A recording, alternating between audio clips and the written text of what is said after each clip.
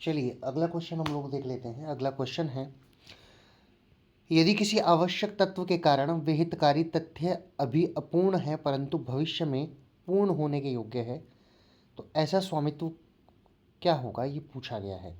निहित स्वामित्व, एकल स्वामित्व, समाश्रित स्वामित्व या साम्यक स्वामित्व। तो ये समाश्रित स्वामित्व होगा, क्योंकि जो विहितकारी तथ्य हैं वो भी अपूर्ण है परंतु भविष्य में वो पूर्ण हो जाएंगे, तो ये भविष्य पर आश्रित है, इसलिए इसे क्या कहेंगे, समाश्रित स्वामित्व। तो इस क्वेश्चन का right answer option number C हो जाएगा। और इस क्वेश्चन को 2004 में आपसे पूछा गया है उत्तर प्रदेश में। इसका एक्सप्लेनेशन भी देख लेते हैं। यदि किसी आवश्यक तत्व के कारण विहितकारी तथ्य अभी अपूर्ण है परंतु भविष्य में पूर्ण होने योग्य है, तो ऐसा स्वामित्व समाश्रित स्वामित्व होगा। मैंने बताया कि भविष्य में ये पूर्ण होगा, तो ऐसा जो स्वामित्व होगा वो समाश्रित स्वामित्व होगा। चलिए अगले क्वेश्चन पर चलते हैं। अगला क्वेश्चन है, कथन दिया गया है, दो कथन दिए गए हैं। आजकल ऐसे ही सवाल आपसे पूछे जा रहे हैं, कोट देकर पूछे जा रहे हैं, इसलिए ऐसे सवालों को आप जरूर तैयार कीजिएगा। लोक निगम संपत्ति को अर्जित कर सकता है और उसे रख सकता है। कारण दिया है, लोक निगम का सृजन एक परिनियम के द्वारा होता है और यह परिनियम उसे विधिक व्यक्तित्व प्रदान करता है। नीचे दिए गए कूट में से सही उत्तर चुनना है। ऑप्शन नंबर ए है, ए और आर दोनों सही हैं और आर ए का सही स्पष्टीकरण है। ऑप्शन नंबर बी है, ए और आर दोनों सही हैं परंतु आर ए का सही स्पष्टीकरण नहीं है। ऑप्शन नंबर सी है, ए सही है किंतु आर गलत है। ऑप्शन नंबर डी है, ए गलत है परंतु आर सही है। इसका राइट आंसर ऑप्शन नंबर ए होगा, ए और आर दोनों सही हैं और आर ए का सही स्पष्टीकरण हो जाता है।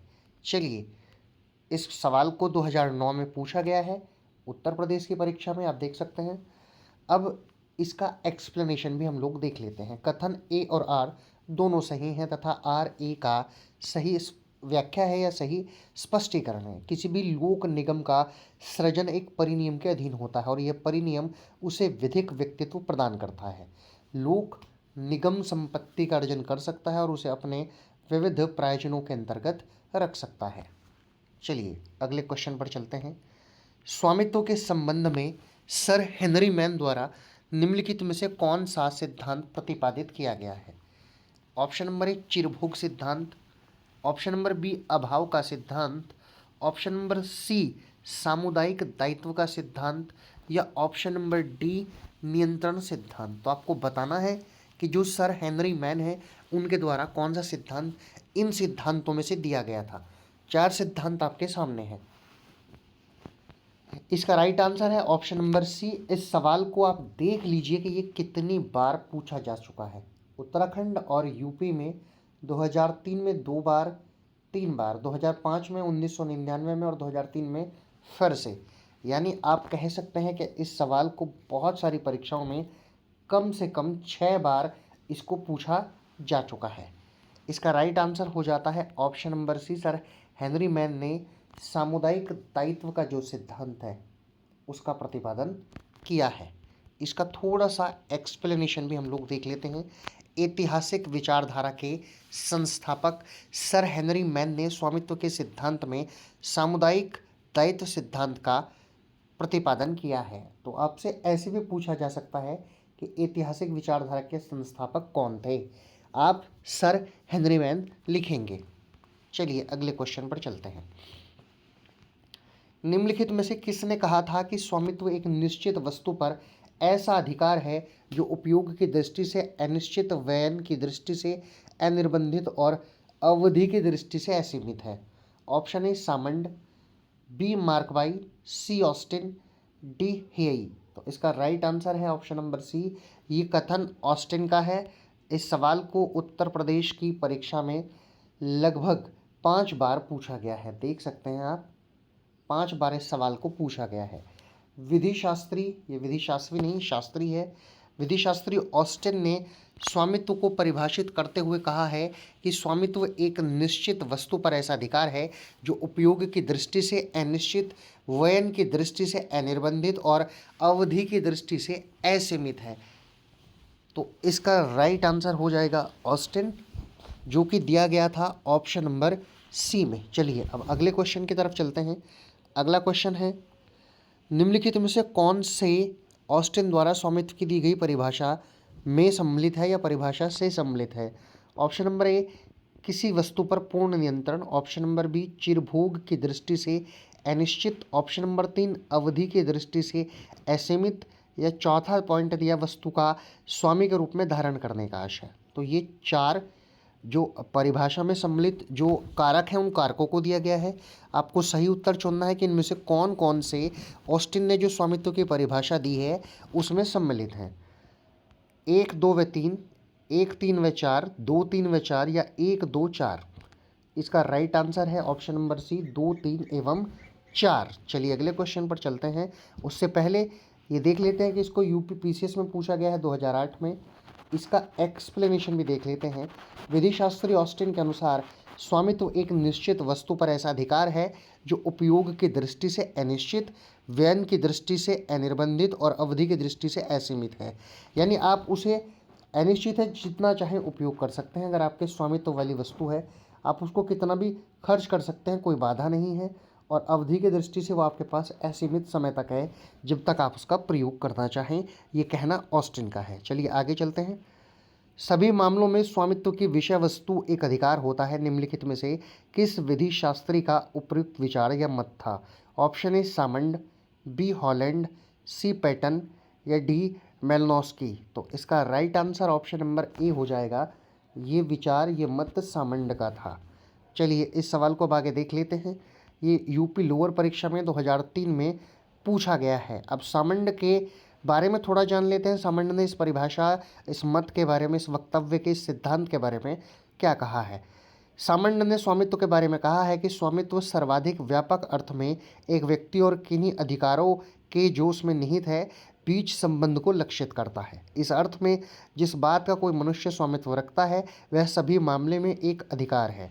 इस विस्तृत अर्थ में स्वामित्व का विस्तार अधिकारों के समस्त वर्गों तक होता है, चाहे वे संपत्तिक हो या व्यक्तिक हो, चाहे सर्वबंधी हो या व्यक्तिबंधी हो, या स्वह संपत्ति में हो, पर संपत्ति में।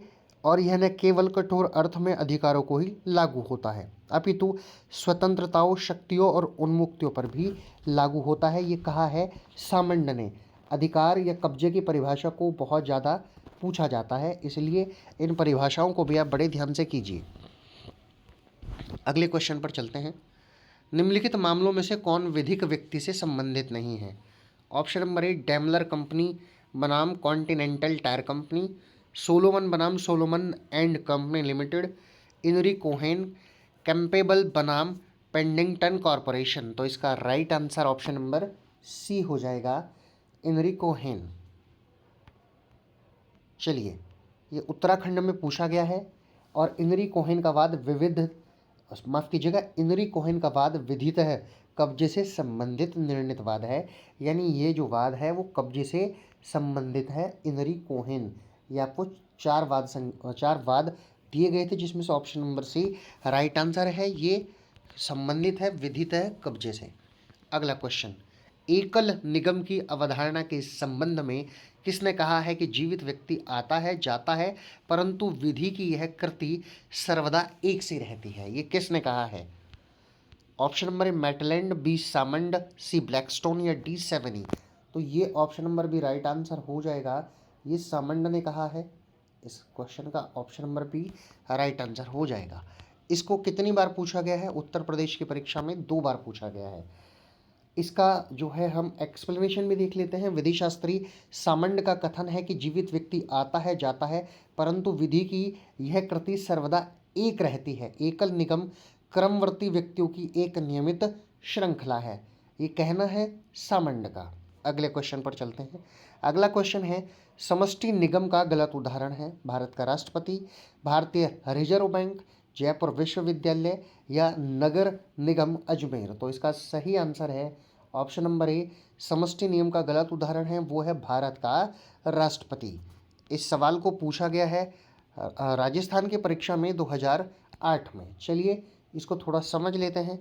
समष्टि निगम सहविद्यमान व्यक्तियों का नियमित समूह है। समष्टि नियम में एक ही समय में बहुत से व्यक्ति होते हैं, अतः भारत का राष्ट्रपति समष्टि निगम का उदाहरण नहीं है, अपितु एकल निगम का उदाहरण है।